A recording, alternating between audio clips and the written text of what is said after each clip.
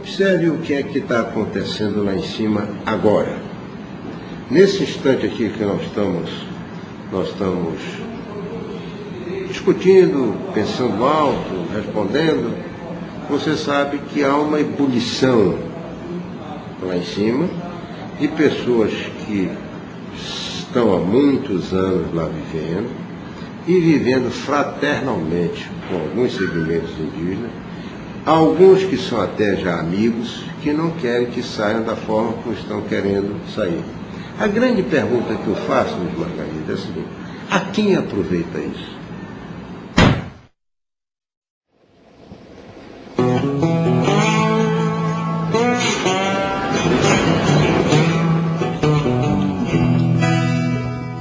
Terra indígena Raposa Serra do Sol, um pedação de Roraima cheio de montanhas de minérios e de água, muita água, na fronteira com a Venezuela e a Guiana Inglesa, que já tomou um pedaço do Brasil, vizinho à Serra do Sol, em 1904, quando tomou também 160 mil quilômetros quadrados da Venezuela.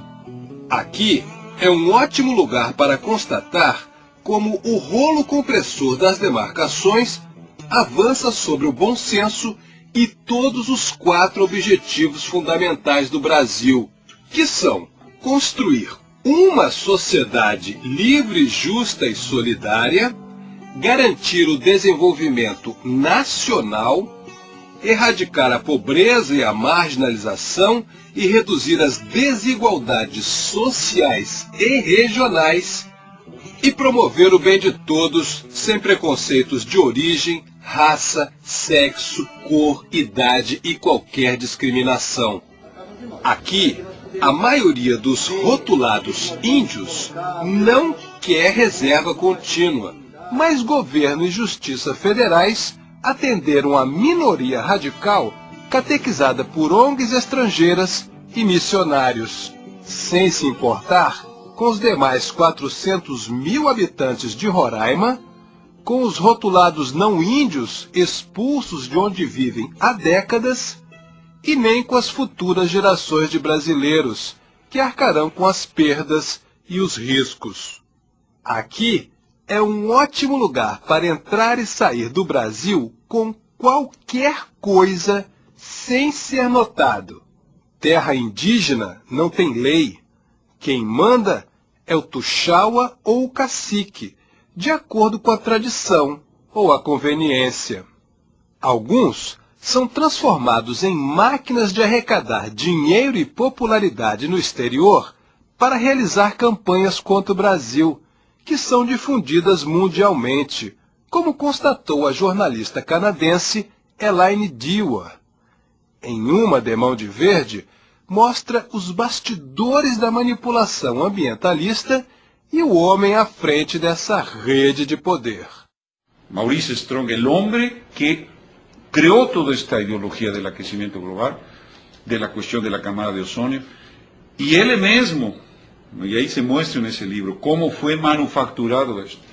Y utilizaron un medio, avanzaron en un medio que los simples mortales no tenían acceso, que era el Internet. Ellos tomaron la Internet y tomaron la delantera. Después la propia Internet permitió el contradictorio, mas ellos tomaron. Uma rede mundial de informação que evidencia catástrofes ambientais e seus mártires como os guardiões da floresta tropical. O caiapó Paiacã, o caiapó Raoni, lembra aquele que andava com o cantor Sting? O seringueiro Chico Mendes, Davi e Dário Yanomami, até mesmo o MST. Lorenzo, que também já denunciou estas conexões, acompanhou a ascensão do seringueiro Chico Mendes no exterior e os efeitos da sua morte no Brasil. Minha mulher e eu fomos correspondentes de uma revista internacional. Nós chegamos em 85, precisamente em período de transição política no país, y era por eso que llegábamos, había esa transición, había toda esa expectativa. Y casi en el inicio vimos toda la significación del asesinato de Chico Mendes, la manipulación del asesinato. Era utilizado como un elemento, como un pretexto para elevar el tono de toda la preocupación ambiental, podemos decir, y acusar a Brasil de que era un país que asesinaba a los lutadores del verde o lutadores en defensa de la floresta, que es lo que ha estado aconteciendo. Si la muerte de Chico Mendes permitió, ¿no?, la imposición de una legislación draconiana en el campo ambiental que no hubiera sido posible sin la campaña internacional. Es decir, no habría sido posible. Entonces, los poderes son claudicantes frente a la presión internacional porque ignoran exactamente la dinámica de poder en este sentido. Como recién el asesinato de Dorothy Stein produjo una esterilización de un área absurda de tierra en Pará. As frentes de notícias são várias. Em 2007, líderes Yanomamis, ONGs e missionários espalharam pelo mundo que helicópteros venezuelanos pousaram em Chitei, aldeia Yanomami em Roraima, na fronteira com a Venezuela, e intimidaram seu povo. Em diversos sites, o mesmo texto, o mesmo erro e as mesmas autoridades testemunhas. Só que em nenhuma reportagem aparecia o nome das autoridades testemunhas. Então, vamos a Chitei entender o que aconteceu. Afinal, foi uma denúncia que criou mídia mundial, criou tensão entre dois países vizinhos e sugeriu passividade e incompetência dos militares brasileiros.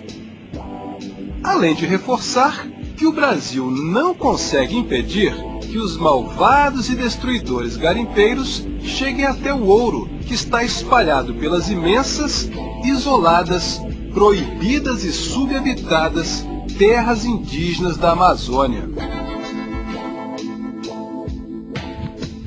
Chitei fica num bico do Brasil, colado na fronteira com a Venezuela. Tão colado que aqui do Brasil é possível ver a pista de pouso dos venezuelanos. Uma região onde montanhas e nuvens tornam o voo arriscado. O GPS informa que estamos próximo a Chitei. Mas cadê? Onde é que pousa? É preciso procurar uma brecha nas nuvens e ir tateando por entre as encostas até visualizar a pista de Chitei. Outro ótimo lugar do Brasil para entrar e sair com qualquer coisa sem ser notado, nem pelos radares.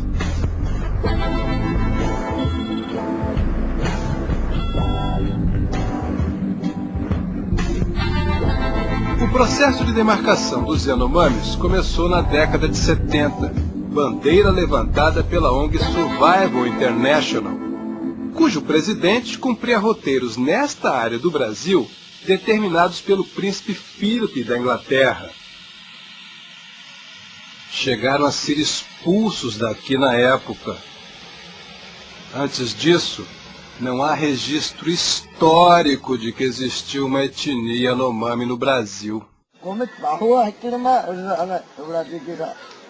Mas 20 anos de pressão e notícias foram suficientes para legalizar até mais que a reserva. Antropólogos e missionários conseguiram justificar e manter no Brasil o assassinato de crianças que os índios praticam. O senhor acha que essa questão de trabalhar o infanticídio para que haja uma reversão nesse processo, o senhor acha que seria uma intervenção na cultura? Acha que lá fora poderia entender isso como intervir na cultura? Bom, nós precisamos sempre respeitar aqueles que são os sujeitos de sua própria história. Assim como você e eu pretendemos nós decidir os rumos da nossa vida, e não queremos que outros interfiram, né? Nós queremos elementos para poder discernir e tomar decisões e fazer opções. É preciso também que as comunidades indígenas, independente da etnia e de qualquer parte do mundo, possam fazer o processo aonde elas sejam as sujeitas de sua própria caminhada, onde elas vão fazendo o processo à luz também de elementos que os ajude a discernir e a tomar os rumos que sejam mais condizentes com o mundo que se vive.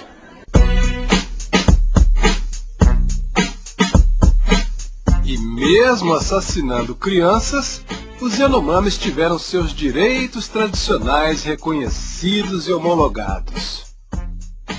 Isolados e sem acesso à informação, quem sobrevive é condenado aos costumes dos pais, à precariedade da tribo e à tutela de indigenistas e de ONGs.